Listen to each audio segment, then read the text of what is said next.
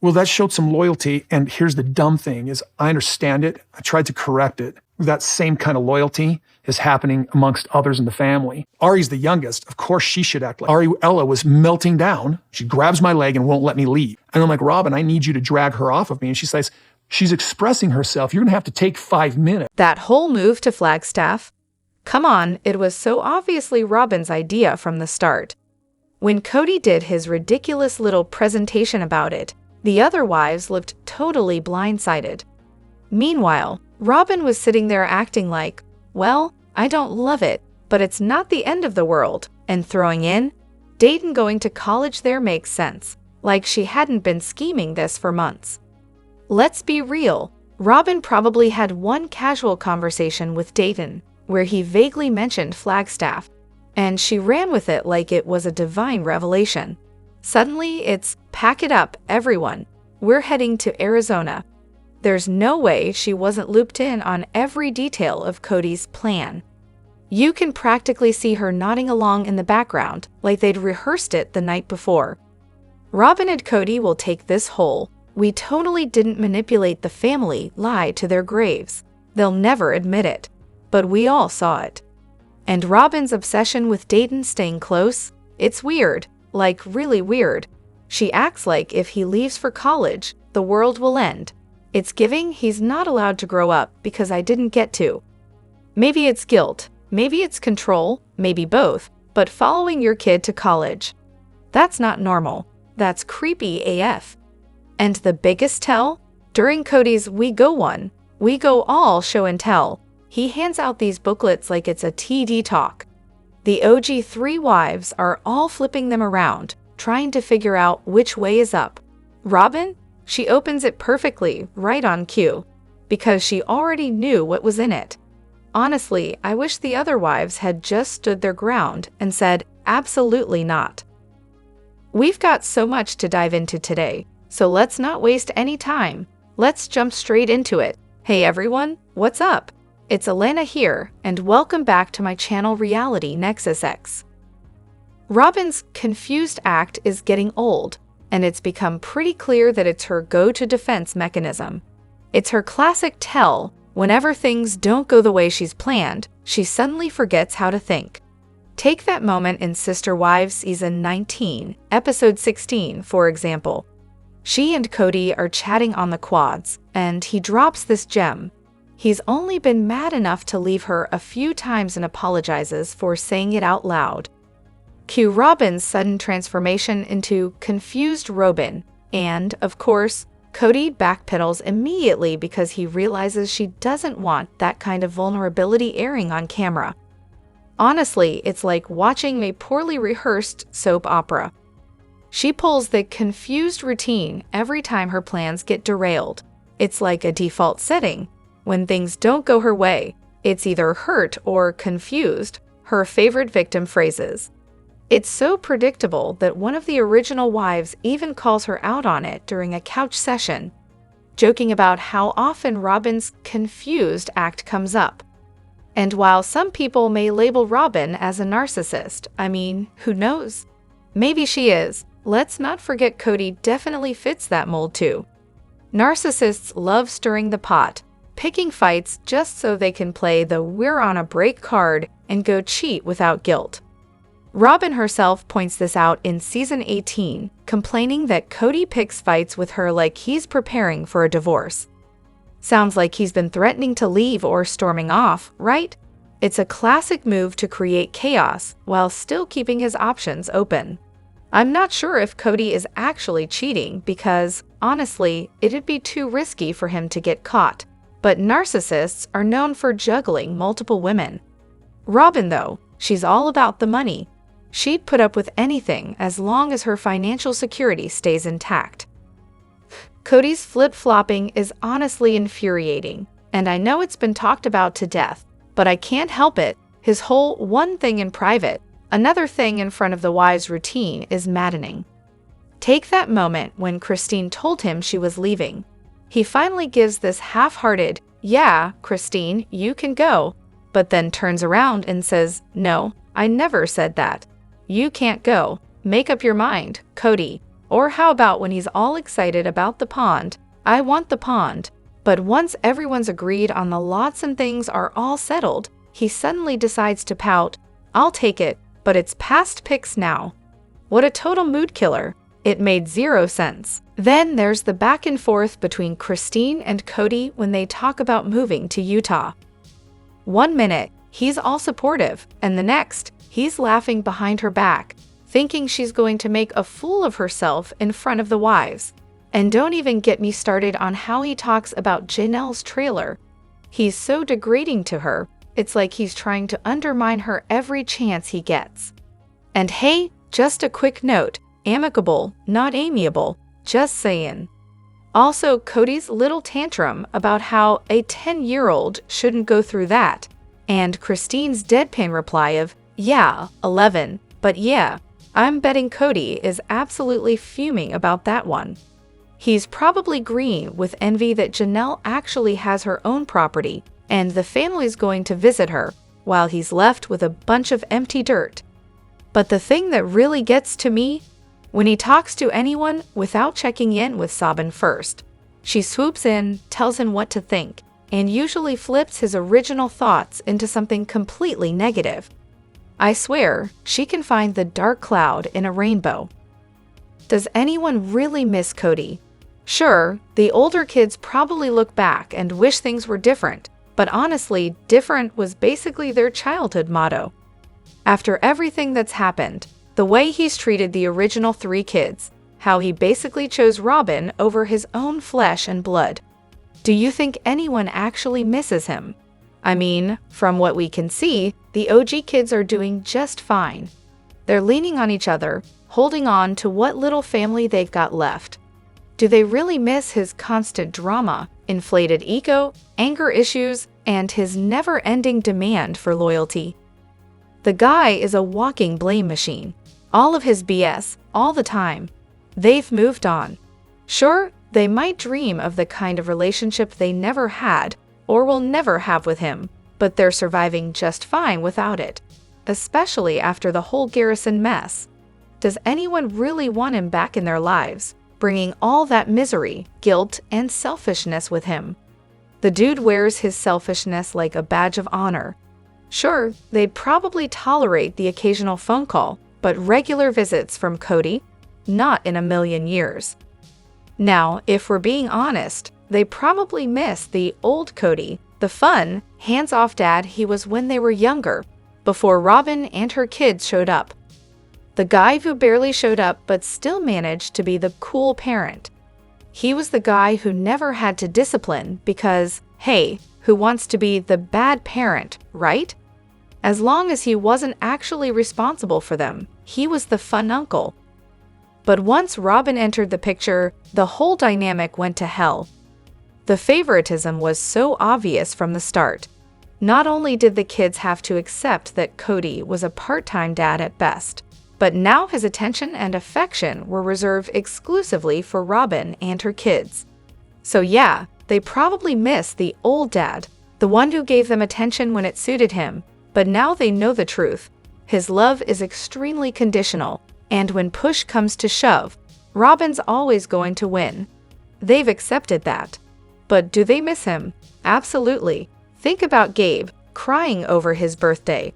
Isabel's complicated feelings about David, because she's missing him too. Maddie's clearly hurt by him. And Garrison, well, we all know how he feels. There's no question that they miss the dad they thought they had. He was once this larger-than-life figure in their world, the hero of their childhood, even more important than your average monogamous dad. But that Kody is gone. The one who cared, who was interested in them, that Kody's a distant memory now. So yeah, I'm sure every single one of those kids is still carrying around a ton of hurt because they miss him, the real him. I actually feel kind of sorry for Kody. Once the narcissistic fog lifts, whenever that happens, he'll finally see all the damage he's caused. Unfortunately, that won't be until the very end, when he's staring down at the wreckage of his own doing.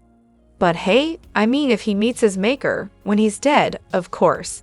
But let's be real, not a chance. That's not how narcissism works. When Kody goes, he'll probably still be sitting there thinking, how could the world be so cruel to such a great man like me? Kody's always been narcissistic, but polygamy really feeds into that. The Browns don't talk about their religion much, but it's all about the men aiming for godhood in the celestial kingdom.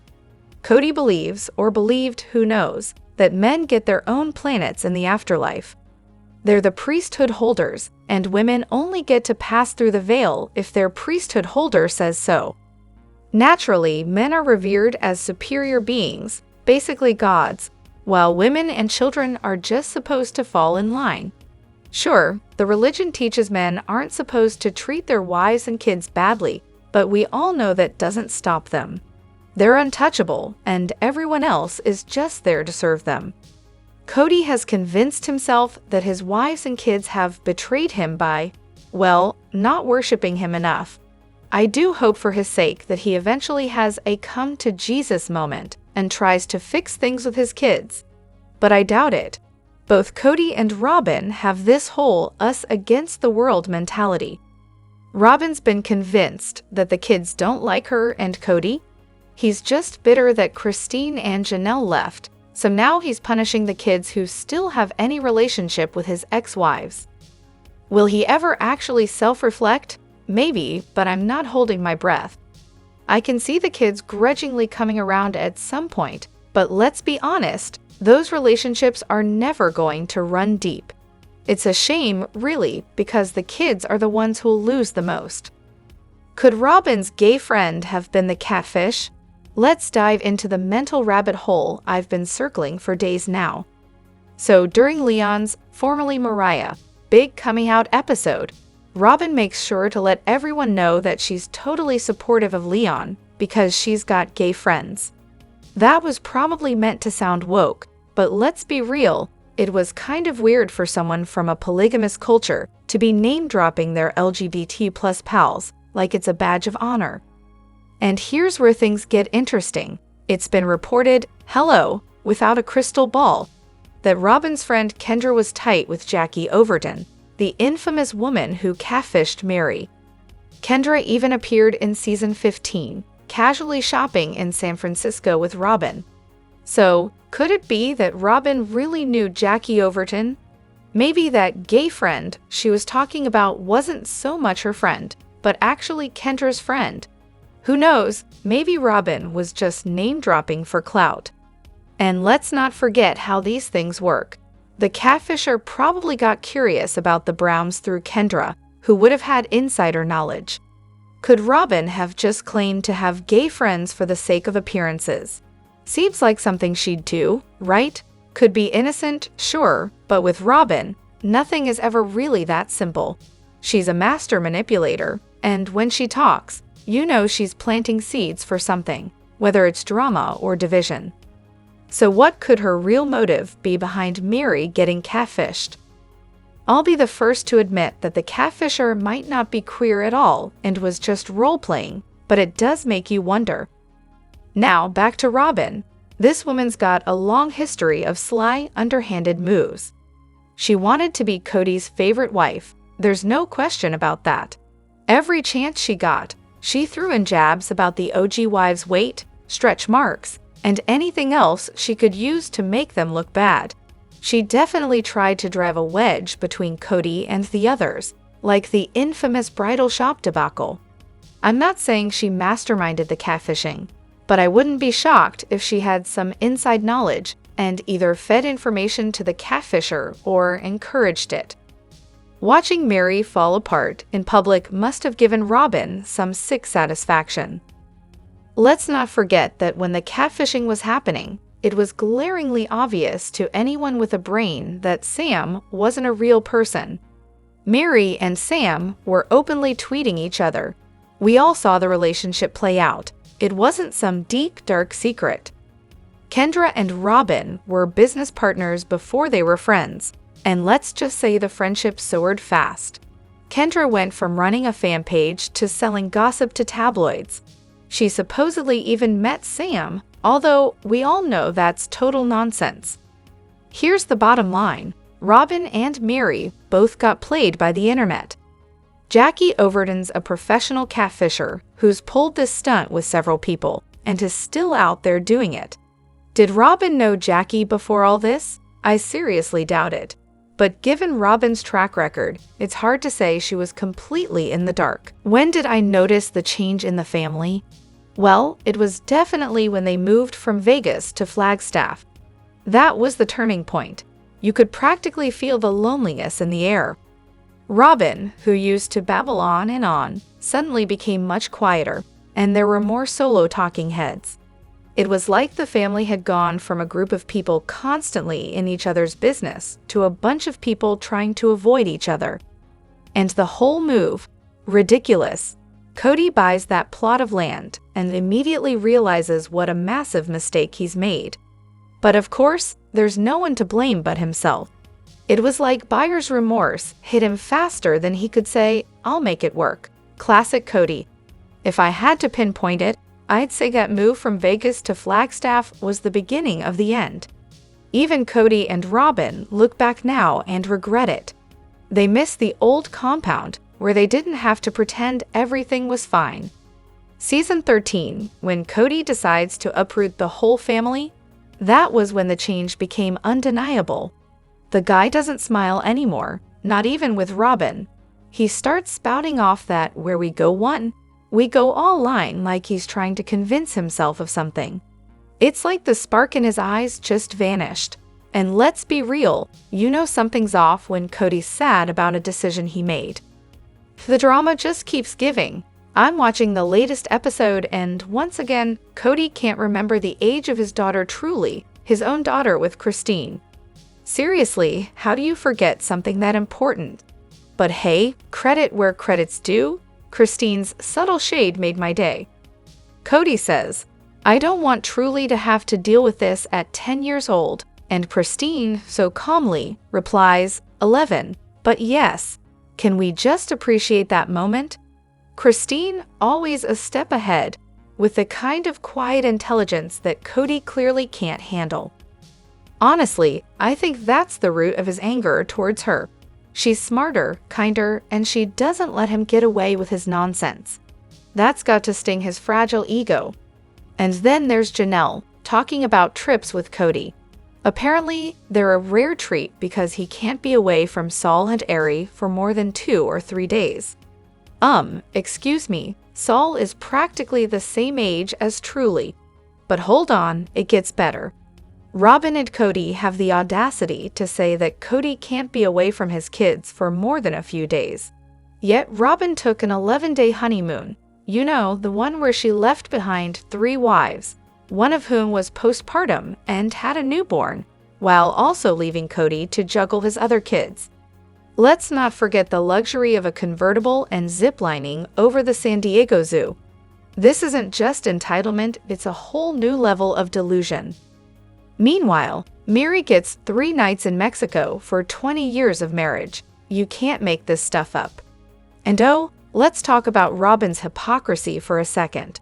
When she married Kody, her daughters were about the same age as Saul. She brought them into this polygamist family on national television and had no problem leaving them behind for 11 days. But now she needs a nanny for her young kids. Why? Because Kody can't help. I mean, how many kids does this guy have at this point? It's getting ridiculous. But back to Kody. His comments about Isabel? Just, wow.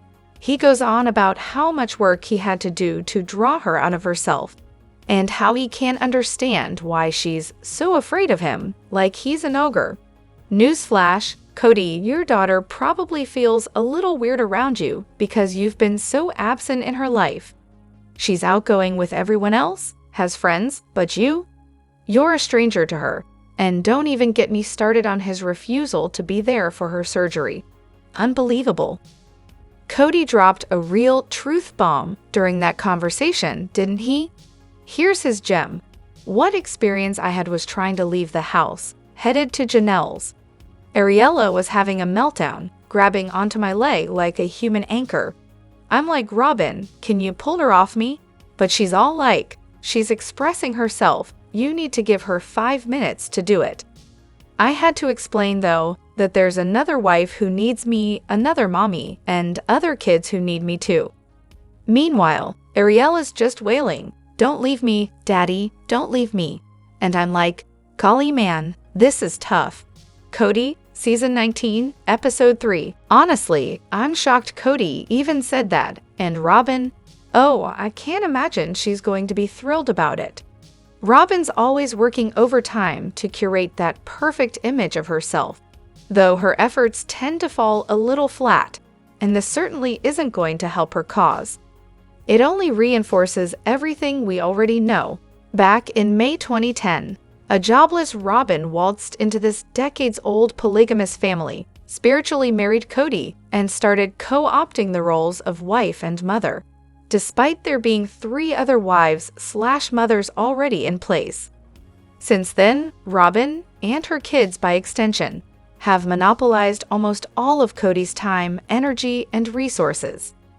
You could argue that she's drained the OG wives' resources too. And let's not forget, during this entire time, Robyn hasn't bothered to get a real job. She pushed the family into funding her passion project, My Sister Wife's Closet, an online jewelry store that ended up costing the family more than it earned. And somehow, despite all of this, Robyn has played the victim card for 14 years, while gaslighting the original wives and kids and taking whatever she could get her hands on. It's kind of hilarious and also a little validating to hear Kody accidentally spill the truth. Robyn isn't the polygamous Pollyanna she's made herself out to be.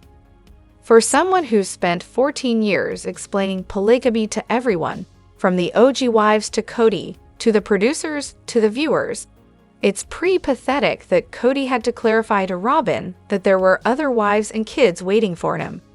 You know, the ones who also love and need him just as much as she and Ariela do. Even sadder for Kody, though, those other wives and kids aren't waiting for him anymore. He's about to get a big old plate of regret served up real soon. This little exchange really highlights just how much Robyn has changed the dynamic of the Brown family. She reshaped it around her culture, pulling Kody away from the larger family and snagging more resources. And it's pretty rich for Robyn to claim her children weren't welcomed when she was the one actively creating the divide in the first place. Honestly, Kody and Robyn probably thought they were scoring some points with that story, but in reality, they just gave the whole game away. It's so obvious now, Kody never leaves Robyn's house. And let's be real, Robyn is absolutely using Ariela as a tool to manipulate Kody into doing whatever she wants. If Kody had spent even a little time away from her when Ariela was a baby, she'd be used to it by now. But nope, their little story proves she's not. They really don't think these things through, do they? Let me know what you think in the comments. Don't forget to hit that like button and subscribe to my channel. I'll see you in the next video. Take care and much love to you all.